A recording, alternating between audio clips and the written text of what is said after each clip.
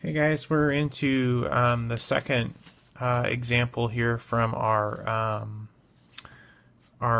chapter on differential equations, and this is particularly finding a particular solution. So this example 2, we did example 1 in class the other day. It says, given y of 0 is equal to 1, find the particular solution to xy dx plus e to the negative x squared times the quantity of y squared minus 1 dy is equal to 0. So they've already separated the dx and the dy for us, so our step now is to get them on different sides. So my first step here would be to take away a negative x, y, dx from both sides. And that's going to get them on separate sides altogether.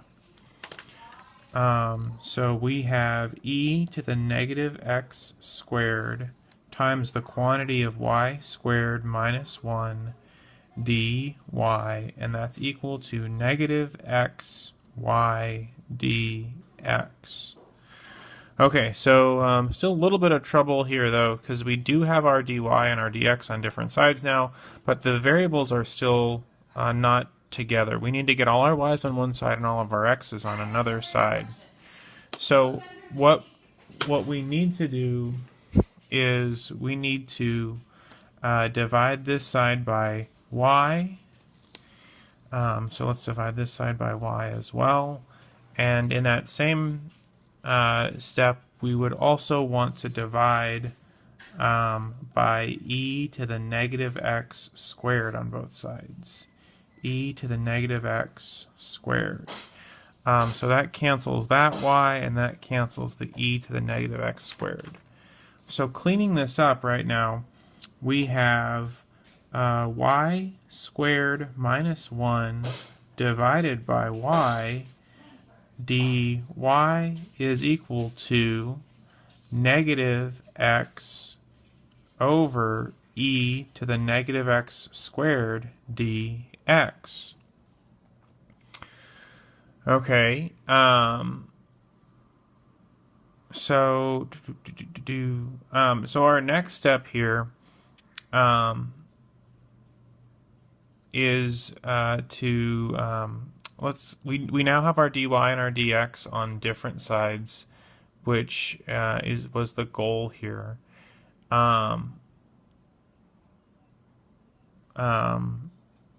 So now we could integrate both sides. It actually probably would be helpful to rewrite this a little bit more. Remember, if we have a negative exponent, we can move it into the denominator. We can move it into the numerator, and we would just change the exponent for that. So if it's already in the denominator, it just can move up to the numerator. So this would be rewritten negative x e to the x squared dx. And in that same breath, why don't we simplify this? Y squared divided by y would be y, and then minus 1 over y dy. So now we're ready to integrate both sides. So let's go ahead and do that. Integrate both sides here. This one would become 1/2 y squared, and then minus, and then this is 1 over y, which would be the ln of the absolute value of y. And then we would want to say plus c, but remember what we talked about, we want to save that for the other side. Over here, we need to use a little bit of u substitution to get a little bit further here. So let's say that u is equal to x squared, which would mean that du is equal to 2x dx. But again, I don't have a u, or I don't have a 2, so I need to get rid of that 2, so divide by 2. So 1/2 of a du is equal to x dx. So, and I'm going to pull this negative out front here. So what we have now is negative 1/2 e to the u du. Oh, and I forgot my integral right there. And so when we integrate that, the integral of e to the u is just e to the u. But since that was an indefinite integral, we need to plug our x squared back in. So this is negative 1/2 e to the x squared power plus c. And then we have over here the 1/2 y squared minus ln of the absolute value of y. And they gave us an initial condition of y of 0 is equal to 1. So what we now need to think about is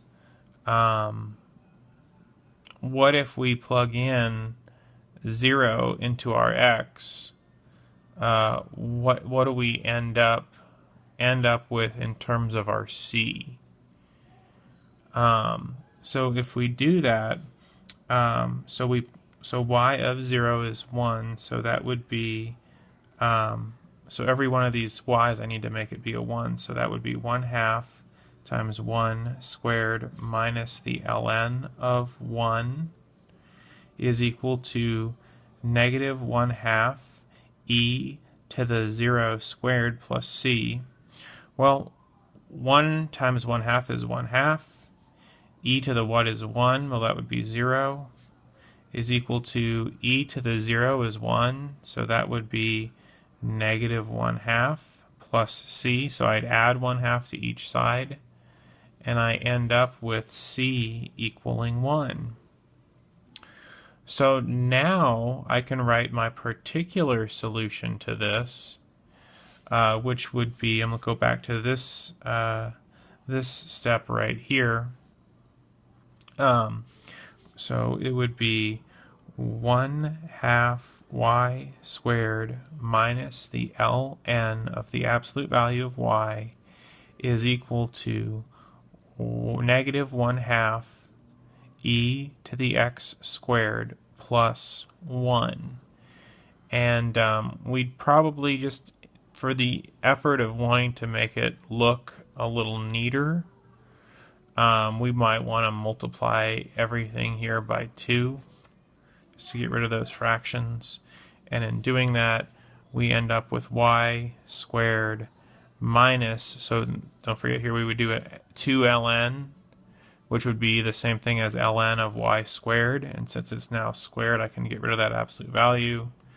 And then right here, it would become a negative e to the x squared plus 2.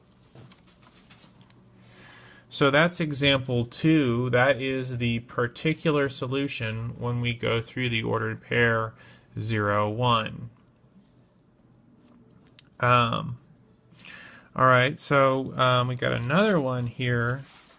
Here, let me take this off. This is example 3. Actually, I'm going to stop it here and we'll do example 3 in a separate video.